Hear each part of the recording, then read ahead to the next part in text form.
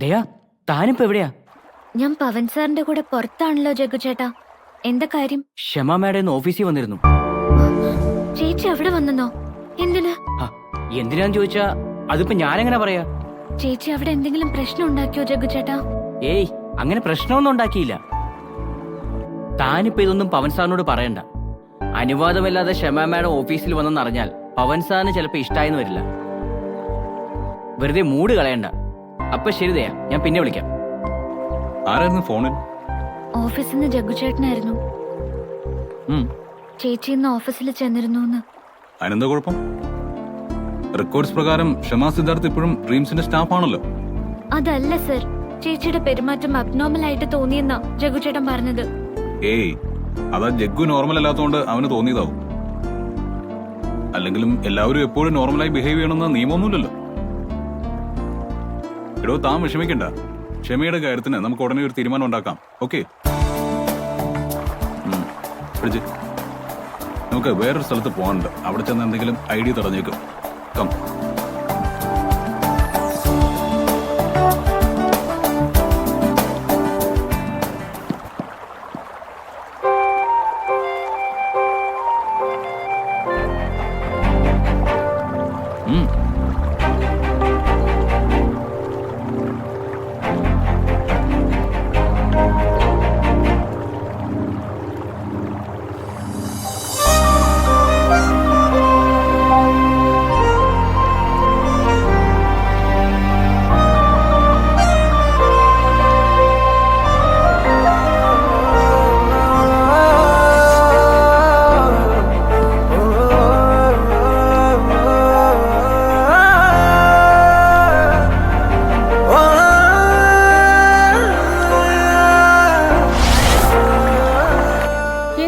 ബഷീറെ, താൻ എന്തു വർത്താനോടോ ഈ പറയുന്നത്? ഇങ്ങനൊരു ആവശ്യവും പറഞ്ഞ് തന്നെ ഇങ്ങോട്ട് വിട്ടവർക്ക് തലയ്ക്ക് വെളിവില്ലെന്ന് എനിക്ക് മനസ്സിലായി. എന്നുവെച്ച് താനും കൂടി ഇവിടെ വന്ന് അത് ഏറ്റുപാടാനുള്ള ബുദ്ധിമോശം കാണിക്കുമെന്ന് ഞാനൊട്ടും വിചാരിച്ചില്ല കേട്ടോ. അല്ല അമ്പിളിയമ്മേ, സിദ്ധാർത്ഥൻ പറഞ്ഞതില് ലേശം ന്യായമുണ്ടെന്ന്. എന്തോന്ന് ന്യായം ബഷീറെ? ആ സ്ഥലവും കെട്ടിടവും വാങ്ങുന്നവന്റെ തലയില് അയാൾ നടത്തിയ പീറ തുണിക്കടയുടെ എച്ചിലും കൂടി കെട്ടിവെച്ചിട്ട് അതിനും കൂടി കാശ് വേണോന്ന് പറയുന്നതാ തന്റെ ന്യായം?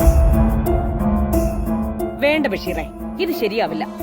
ഈ കച്ചവടം നമുക്ക് ഇവിടെ വെച്ച് അവസാനിപ്പിക്കാം. അതാ നല്ലത്. നിങ്ങൾ അങ്ങനെ അറുത്തു കുറിച്ച് പറയല്ലേ അമ്പിളിയമ്മേ. ഒന്നുമില്ലേലും ഞാനിതിന്റെ പിന്നാലെ കുറെ ഓടിപ്പാഞ്ഞ് നടന്നതല്ലേ. നിസ്സാര കാര്യത്തിന് നിങ്ങൾ എന്തിനാ ഒരു കച്ചവടം തട്ടിക്കളയാൻ ഒരുങ്ങുന്നത്?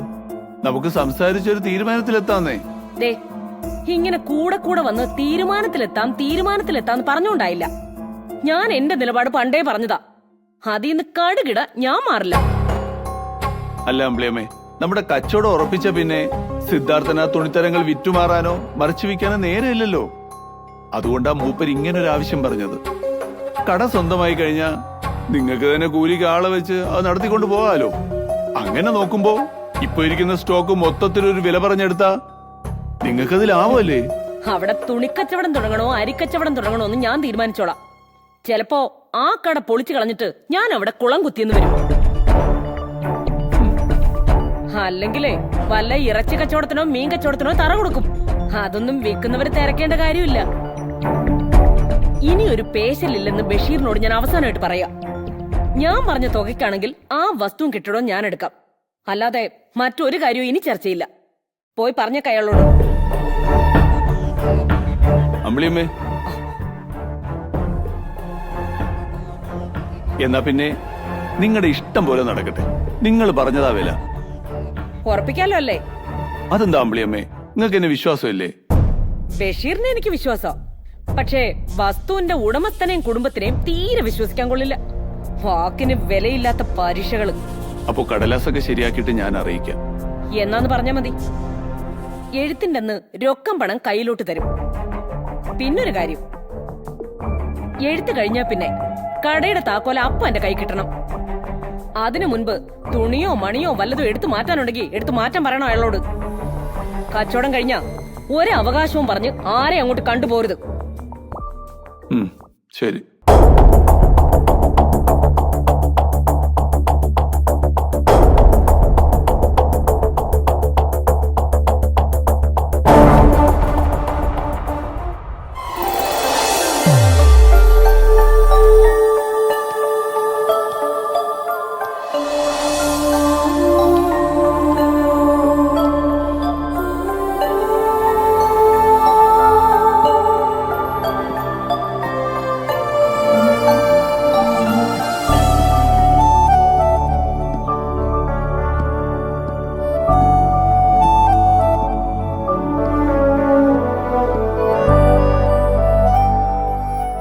ദയ്ക്ക് ഈ സ്ഥലം വല്ലാണ്ട് ഇഷ്ടമായെന്ന് തോന്നുന്നു.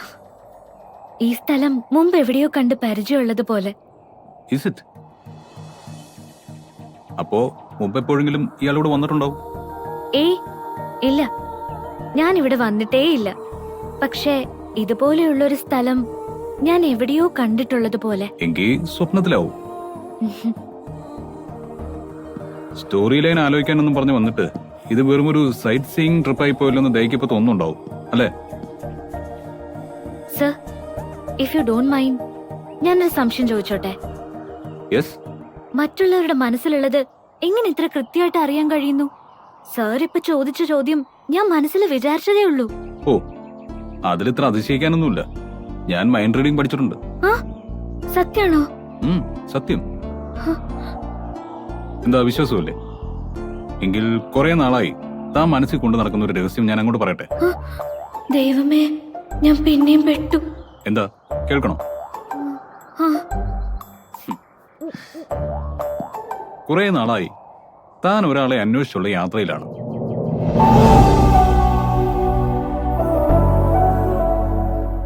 എന്താ, സത്യമല്ലേ? ഞാനോ? ആളെ അന്വേഷിച്ചോ? ആരെ? അയാൾ ആരാണെന്ന് എനിക്കും അറിയില്ല, തനിക്കും അറിയില്ല. ശരിയല്ലേ?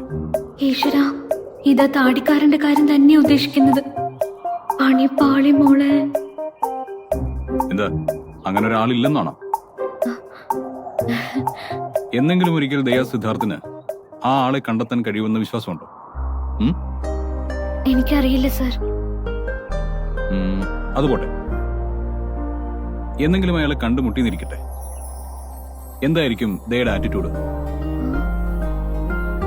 ഐ മീൻ, അയാളോട് ദേഷ്യമായിരിക്കോ അതോ? അതും അറിയില്ല എനിക്ക്.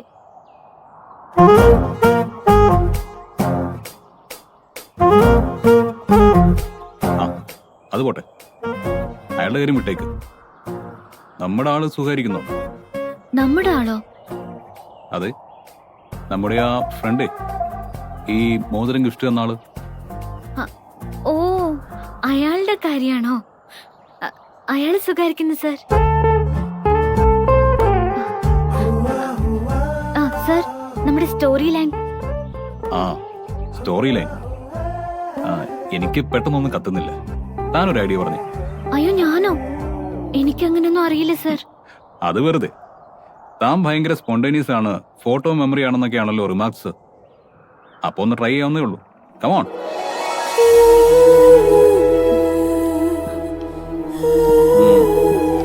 ഫോർ എക്സാമ്പിൾ, ദയയുടേതാണ് ഈ ലേണിംഗ് ആപ്പ് എന്ന് വെക്കുക. അപ്പോ അത് ബിസിനസ് ചെയ്യാൻ വേണ്ടി എന്ത് തരം അഡ്വർടൈസ്മെന്റ് ആയിരിക്കും താൻ പ്രിഫർ ചെയ്യുക? ചുമ്മാ ഒന്ന് ആലോചിച്ച് നോക്ക്. അങ്ങനെ ചോദിച്ചാൽ, കുട്ടികളെ ഈ ലേണിംഗ് ആപ്പ് വല്ലാതെ സ്വാധീനിക്കുന്നുണ്ടെന്ന് മുതിർന്നവരെ കൊണ്ട് പറയാതെ പറയിക്കുന്ന ഒരു സിമ്പിൾ സ്റ്റോറി. ഒന്നുകൂടെ ഒന്ന് വിശദമാക്കിയാൽ? സർ, ഇപ്പൊ കുട്ടികളെ കൂടുതൽ സമയവും കളിക്കാനും കൂട്ടുകൂടി നടക്കാനും താല്പര്യപ്പെടുന്നവരല്ലേ?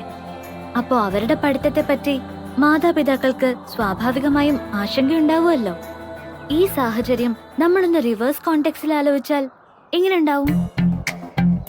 നമ്മുടെ ലേണിംഗ് ആപ്പ് ഉപയോഗിച്ച് തുടങ്ങുന്നതോടെ മറ്റെല്ലാം മറന്ന് കൂടുതൽ നേരവും അതിൽ ഇൻവോൾവ് ആകുന്ന കുട്ടി ഒടുവിൽ അച്ഛനോ അമ്മയോ വന്ന് അവനെ നിർബന്ധിച്ച് കളിക്കാൻ പറഞ്ഞു വിടുന്നു. വേണമെങ്കിൽ മതി പഠിച്ചത്, ഇനി പോയി കളിച്ചോ എന്നൊരു ടാഗ് ലൈനും ആവാം. അപ്പൊ നമ്മുടെ ഈ പ്രോഡക്റ്റിൽ കുട്ടികൾ എത്രമാത്രം ഇംപ്രസ്ഡ് ആണെന്ന് വളരെ ഈസി ആയിട്ട് കമ്മ്യൂണിക്കേറ്റ് ചെയ്യാലോ സർ. എങ്ങനെയുണ്ട് സർ?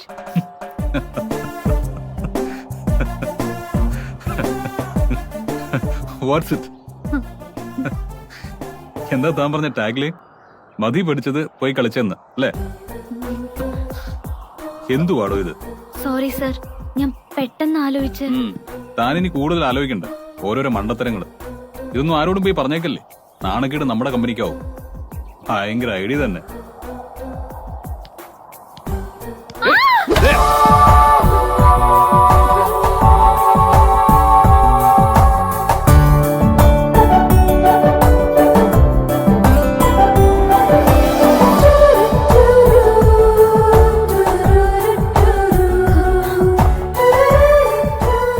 സോറി സർ, പെട്ടെന്ന് കാല് സ്ലിപ്പായപ്പോ. കാല് സ്ലിപ്പായതാണ്. ഞാൻ കരുതി തന്റെ സ്റ്റോറി കൊള്ളില്ല എന്ന് പറഞ്ഞതിന് എന്നോട് പിണങ്ങി ചാടി ചാവാൻ പോയതാണെന്ന്.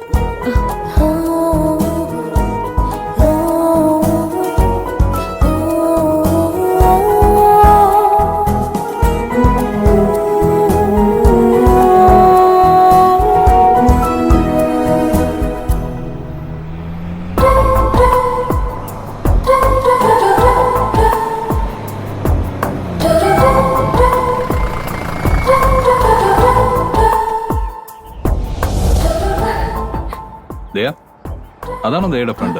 അതെ സർ. ഫ്രണ്ട് പിക്കപ്പ് ചെയ്യാൻ വരുന്ന താൻ പറഞ്ഞപ്പോ ഞാൻ കരുതിയത് നമ്മുടെ ആ മറ്റേ കക്ഷിയായിരിക്കുന്ന.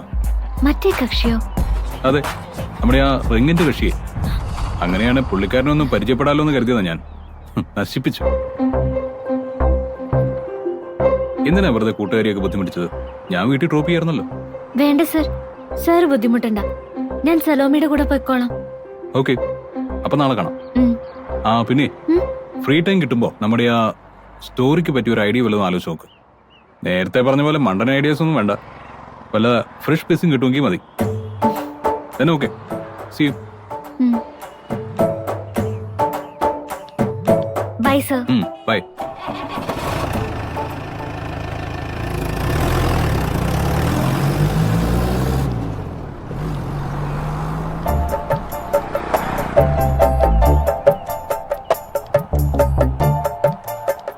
നീ കൊറേ നേരമായി വെയിറ്റ് ചെയ്യാൻ തുടങ്ങിയിട്ട്. വാ പോവാം. ഒന്ന് നിന്നേ. ആരാ അയാള്? അയാള് നീയും തമ്മിൽ എന്താ ബന്ധം? അയാളുടെ കൂടെ നീ എവിടെ കറങ്ങാൻ പോയതാ?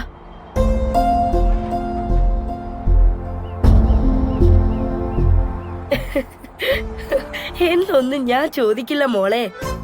ഉന്നെ കണ്ടാൽ അറിഞ്ഞൂടെ ആള് റോങ് സൈഡിലാ പാർക്ക് ചെയ്തിരിക്കുന്നതെന്ന്? പേടിപ്പിച്ചു കളഞ്ഞല്ലോ പെണ്ണെ.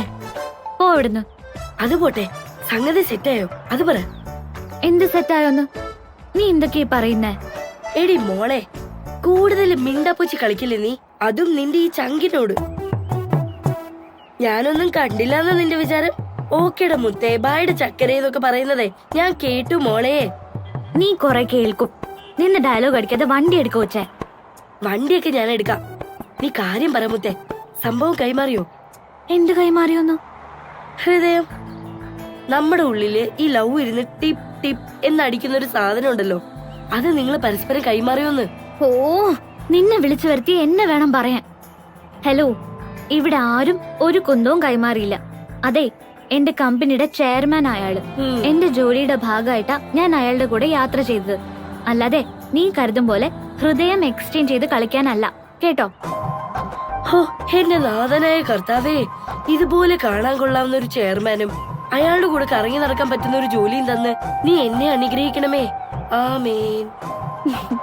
നിന്റെ കാര്യം അത്ര ക്ലിയർ ആയിട്ട് കാണാൻ പറ്റിയില്ലെങ്കിലും അയാൾ ആള് പൊളിയാ. ഇനി സ്വഭാവം തല്ലിപ്പൊളിയാണോന്ന് അറിഞ്ഞാ മതി. അല്ല മോളെ, എന്റെ ബലമായ സംശയം അന്ന് ഫംഗ്ഷനിടയിൽ നിന്നെ പിടിച്ചുമ്മിച്ചത് ഇയാള് തന്നെ ആയിരിക്കുമെന്നാ.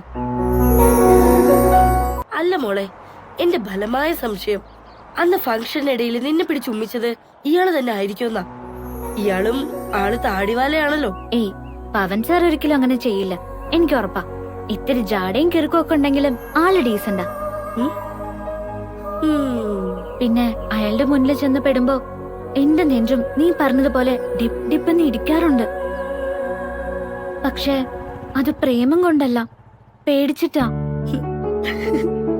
ഇത്രയും നാളുകൂടി ഇന്ന് ആദ്യമായിട്ടാ സാറിനോടൊന്ന് ഫ്രീ ആയിട്ട് ഇടപെടാൻ പറ്റിയത്. നീ പേടിക്കണ്ട മുത്തേ, ഇനി അതങ്ങ് ശീലായിക്കോളും. പിന്നെ ഈ ടിപ്പ് ടിപ്പ് എന്നിരിക്കുന്ന പേടിയുടെ സ്ഥലത്ത് ഒരു കുഞ്ഞു പ്രേമം മുട്ടയിട്ട് അടയിരിക്കാൻ തുടങ്ങും. പിന്നെ ഒരു ദിവസം മെല്ലെ വിരിഞ്ഞ് ഒരു ലവ് സോങ് ഒക്കെ പാടി അതിങ്ങനെ ചിറകടിച്ച് പറക്കാൻ തുടങ്ങില്ലേ മോളെ. പിന്നെന്റെ കൊച്ചാരാ? മതി പറപ്പിച്ചത്. ഇനിയും നിന്റെ വാചകടി കേട്ട് ഇവിടെ നിന്നാലേ വീട്ടിൽ ചെല്ലുമ്പോ അമ്മ എന്നെ പറപ്പിക്കും. അതുകൊണ്ട് മക്കള് വണ്ടി എടുക്ക്. ഓ, അല്ലെങ്കിൽ നല്ല കാര്യം പറഞ്ഞ നിന്റെ മണ്ടേ കയറത്തില്ലല്ലോ. എടി ബുദ്ധൂസേ, നിന്റെ സ്ഥാനത്ത് ഞാനായിരുന്നെങ്കിലേ എപ്പോഴേ ആ ചെയർമാനെ 2 പീസാക്കി കീശയിലാക്കിയേനെ. ഇത് വെറുതെ പട്ടിയുടെ കയ്യിൽ പുതിയ തേങ്ങ കിട്ടിയതുപോലെ. അല്ലെങ്കിലും നിനക്ക് പറ്റിയതേ ആ ഉണ്ണിമുകുന്ദനെ പോലെ ഒരാൾ തന്നെയാ. വാ കേറ്.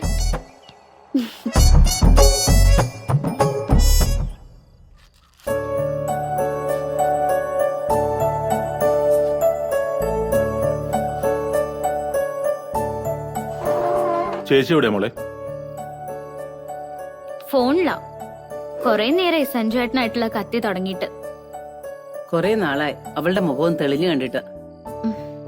ചേച്ചിയുടെ മാത്രല്ല, അമ്മയുടെ മുഖവും കൊറേ നാളിന് ശേഷം ഇത്ര ബ്രൈറ്റ് ആവുന്നത് അല്ലേ അച്ഛാ? അതെ. അതിനെന്താ കുഴപ്പം? മനോസുഖം കിട്ടുന്ന കാര്യം കേട്ടാ ആരായാലും സന്തോഷിച്ചെന്നിരിക്കും. ഓഫീസിലെ പ്രശ്നങ്ങൾ സോൾവ് ആയിന്ന് ഞാൻ എത്ര തവണ പറഞ്ഞിട്ടും സഞ്ജുവിന് വിശ്വാസമാവുന്നില്ല.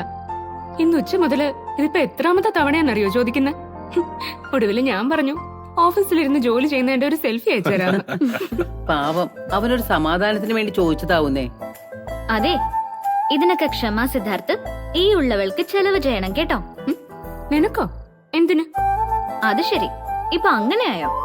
കണ്ടോ അച്ഛാ, കാര്യം സാധിച്ചു കഴിഞ്ഞപ്പോ അച്ഛന്റെ മോള് നൈസായിട്ട് കൈമലർത്തി കാണിക്കുന്നത്.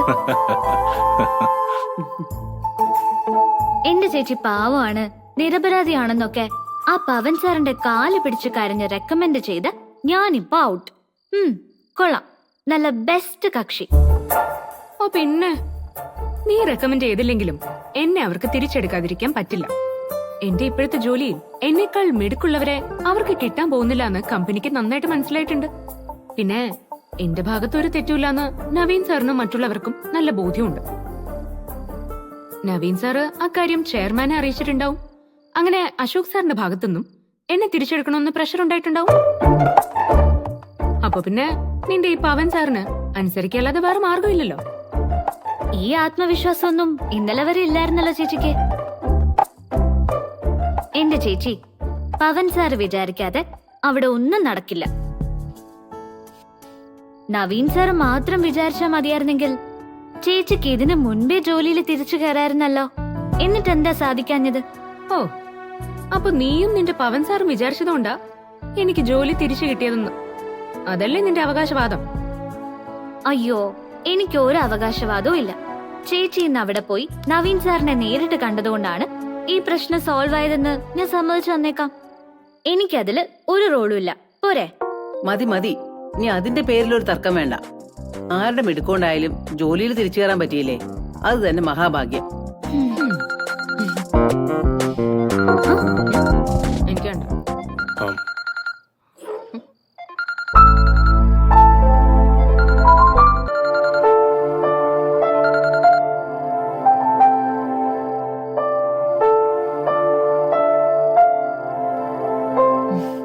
പാർലറിലൊന്ന് പോണം, മുഖമൊക്കെ ഡ്രൈ ആയിരിക്കാം.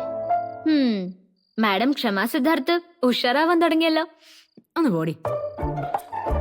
പിന്നെ ഞാൻ എന്റെ സീറ്റിലേക്കൊന്ന് തിരിച്ചു വന്നോട്ടെ. ചിലർക്കൊക്കെ ഞാനൊരു പണി കൊടുക്കുന്നുണ്ട്.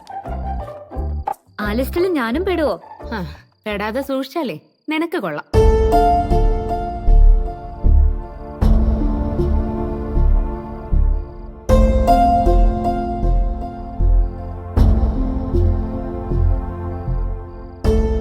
സബ്മിറ്റ് ചെയ്യാനുള്ള സ്റ്റോറി ലൈൻ ഫിക്സ് ആയോ ചേട്ടായി? എവിടെ? ഇതുവരെ നോക്കിയതിൽ അവരെ ഇംപ്രസ് ചെയ്യാൻ പറ്റിയ ഏതെങ്കിലും ഒന്നുള്ളതായി എനിക്ക് തോന്നിയില്ല. ഇനി ഉണ്ടാവാനും ചാൻസ് കാണുന്നില്ല. നമ്മുടെ ക്രിയേറ്റീവ് ടീമിൽ കാര്യമായ ഒരു അഴിച്ചുപണി നടത്തേണ്ടി വരും. പുതിയ കണ്ടന്റ് റൈറ്റേഴ്സിനെ അപ്പോയിന്റ് ചെയ്യുന്ന കാര്യമാണോ ചേട്ടായി ഉദ്ദേശിക്കുന്നത്? എങ്കിൽ ഇപ്പോഴുള്ള കുറച്ചുപേരെ നമുക്ക് ഒഴിവാക്കേണ്ടി വരും. വരട്ടെ, നോക്കാം. നവീൻ, ആ ക്ഷമ സിദ്ധാർത്ഥ ആളെങ്ങനെ? ആ കുട്ടിയെക്കുറിച്ച് എന്താ നിന്റെ അഭിപ്രായം? ക്ഷമ ഫിനാൻസ് ഡിപ്പാർട്ട്മെന്റിലായിരുന്നില്ല ചേട്ടായി. ക്രിയേറ്റീവ് സെക്ഷനിൽ ആ കുട്ടിക്ക് കാര്യമായ റോളൊന്നും ഉണ്ടായിരുന്നില്ല. ഞാൻ അതല്ല ചോദിച്ചത്. ആ കുട്ടിയെ നമ്മൾ ഇനിയും സംശയത്തിന്റെ നിഴലിൽ നിർത്തേണ്ട കാര്യമുണ്ടോ? നിനക്ക് എന്താ തോന്നുന്നത്? അല്ല, എന്താ പെട്ടെന്ന് അങ്ങനെ തോന്നാൻ?